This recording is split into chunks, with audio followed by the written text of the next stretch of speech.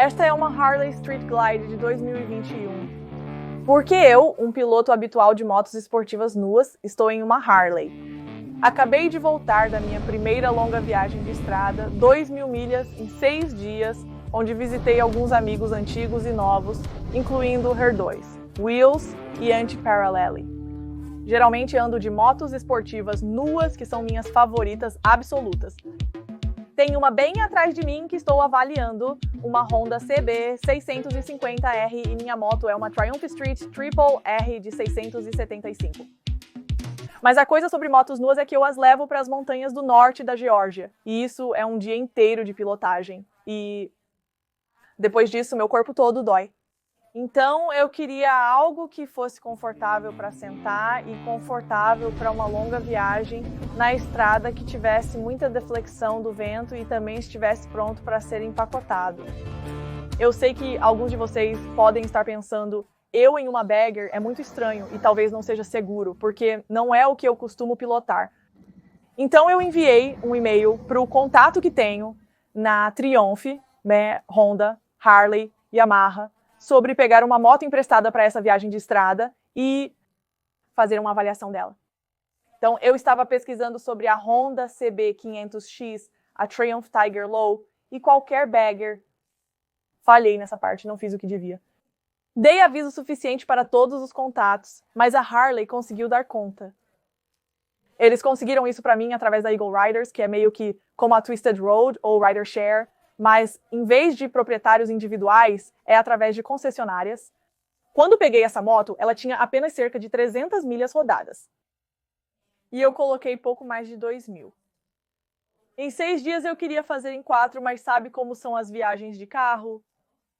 Eu tinha planejado fazer de 6 a 7 horas na estrada por vários dias seguidos.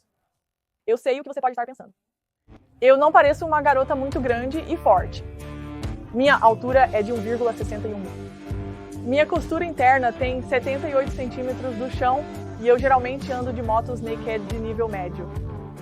Então, como eu lidei com essa moto? Vou te mostrar.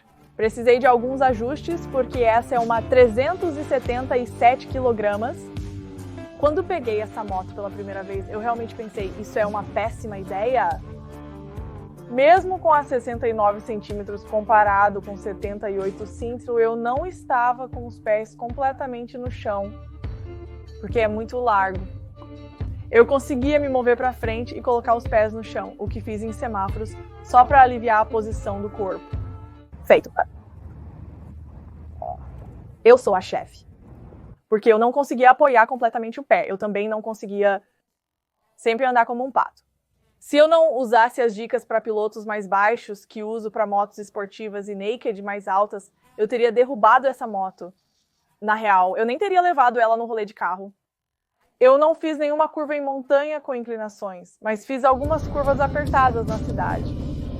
E desde que eu me certificasse de prestar atenção na zona de fricção, ou seja, ter um bom equilíbrio de embreagem, freio traseiro e acelerador, essa moto fazia curvas muito facilmente em 90 graus apertados ou até menos.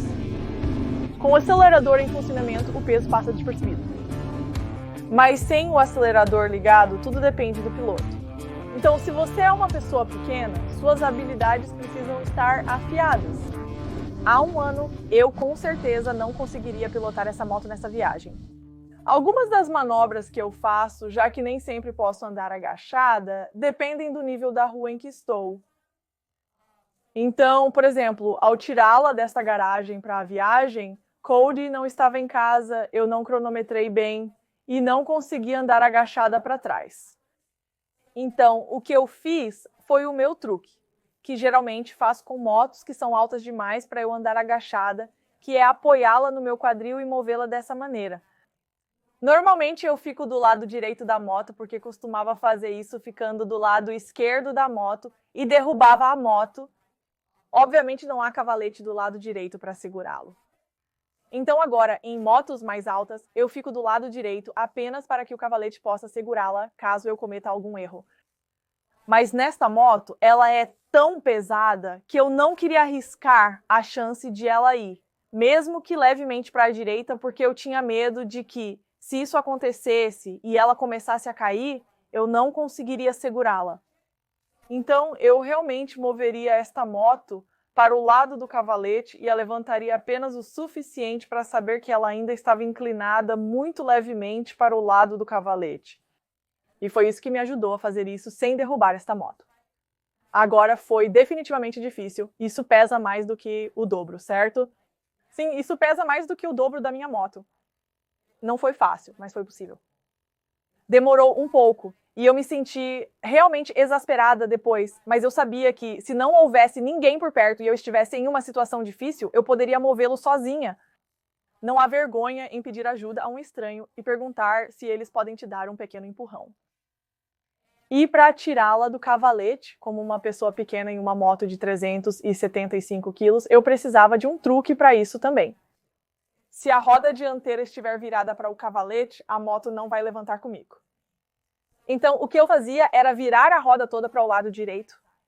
E às vezes, se a estrada estivesse tão inclinada que até isso fosse difícil de fazer, eu simplesmente daria uma batida com o meu quadril e viraria a roda no impacto. Mas além disso, contanto que você preste atenção na zona de fricção em habilidades de baixa velocidade e não tente talvez colocar um joelho para baixo na sua primeira vez nesta moto, eu não acho que você terá problemas. Ou seja, quase não senti o peso enquanto me movimentava. A Harley definitivamente não é para pilotos medrosos.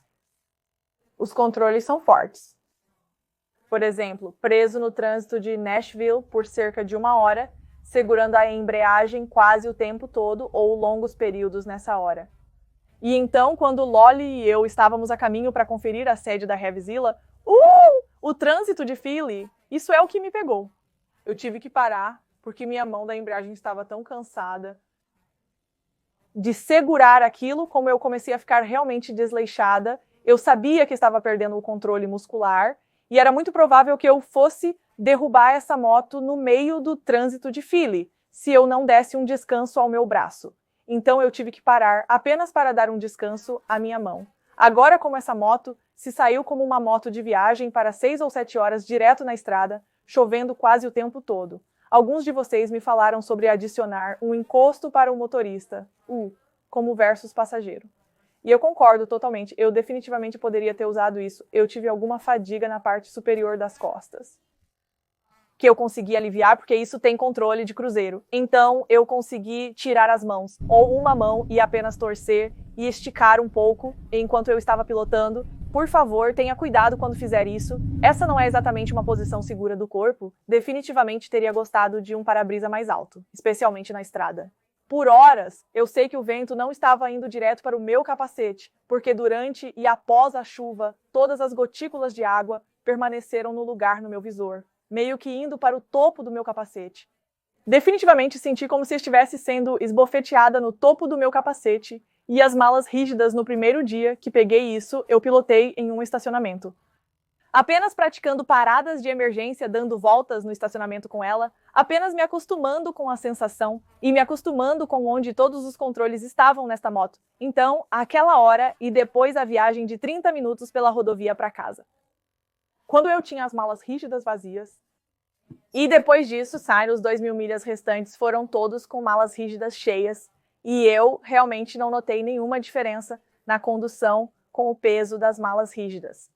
Eu busquei equilíbrio. Um de vocês recomendou no vídeo em que anunciei a viagem na estrada para ficar atento a isso.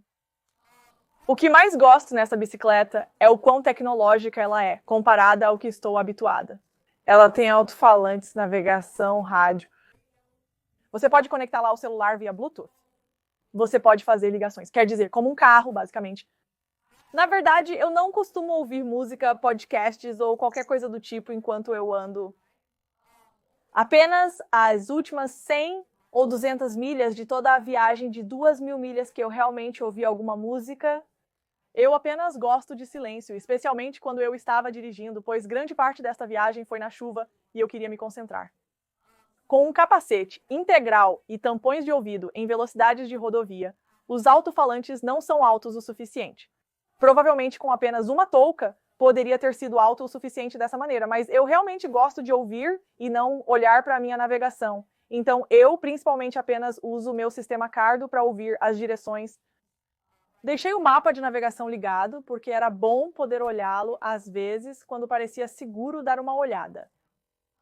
Alguns de vocês disseram que tentaram me alertar sobre o assento duro.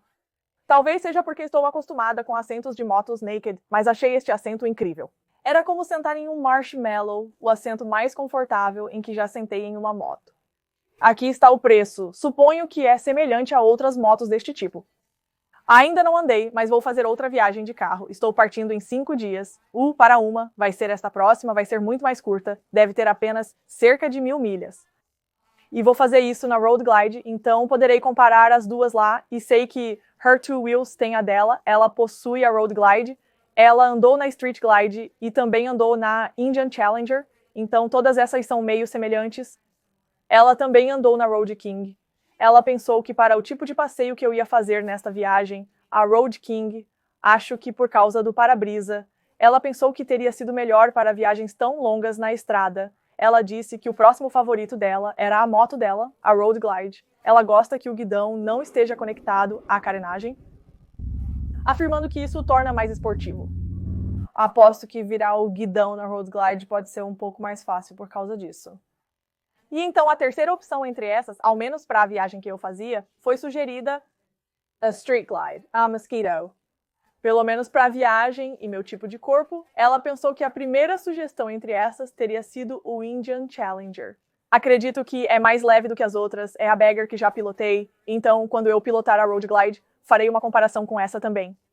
Sei que Blockhead tem um vídeo comparando as motos Street Glide e Road Glide. Quando andei nessa moto pela primeira vez, pensei: será que isso é uma péssima ideia? Eu realmente pratiquei por um dia nesta moto antes de fazer a viagem de estrada. E os primeiros dias foram definitivamente estranhos para mim, porque é muito diferente de tudo que eu já pilotei. Mas no terceiro dia eu já me sentia bem confortável com ela. Vou pegar emprestada aquela Road Glide para a próxima viagem. Vamos limpar a Big Red.